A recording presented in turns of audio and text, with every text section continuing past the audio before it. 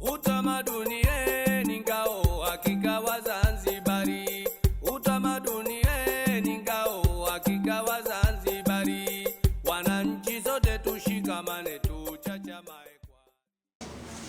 Kwa mfano anaingia mgeni, tayari tumesema wageni wakifika pengine wabadilishe mavazi, wavae mavazi ya kiasili, lakini watataka mikoba, watataka kuona utamaduni wetu wa makawa, utamaduni wetu wa vipepeo, vyungu, lakini wapi watupate?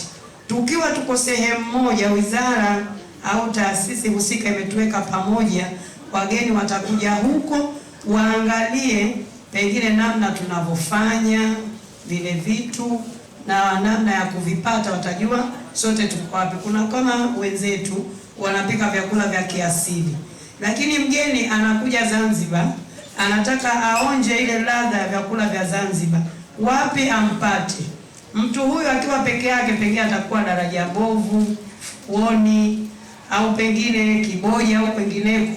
Sasa si rahisi kumfikia, lakini wakiwa sehemu moja watakuwa wanatembezwa wageni hawa, watapata ladha ya chakula cha Zanzibar, wataona bidhaa zetu za Zanzibar, na hata kule mahotelini, kwa mfano kama si Kamba Ndefu tunazalisha viungo, tutakuwa tuna ule utamaduni, watatumia vitu vile vile vyetu vya asilia.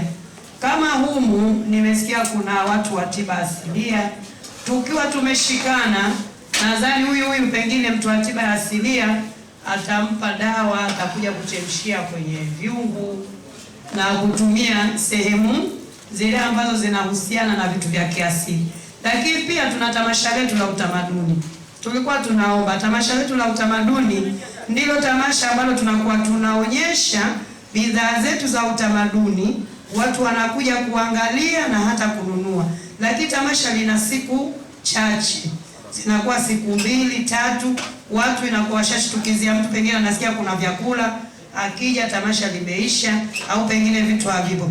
Tuwe na tamasha letu liwe na siku nyingi, kwa mfano kama wiki, tutangaze wenyewe kama alivyosema dada mmoja pale, sijui balozi wa kitu gani alisema.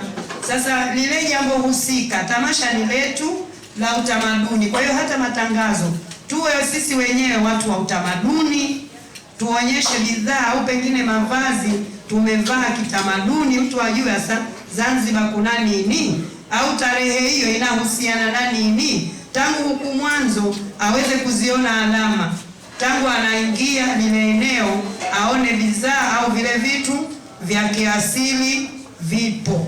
Kwa hiyo pale tutakuwa tunaone upamoja na urahisi kupatikana.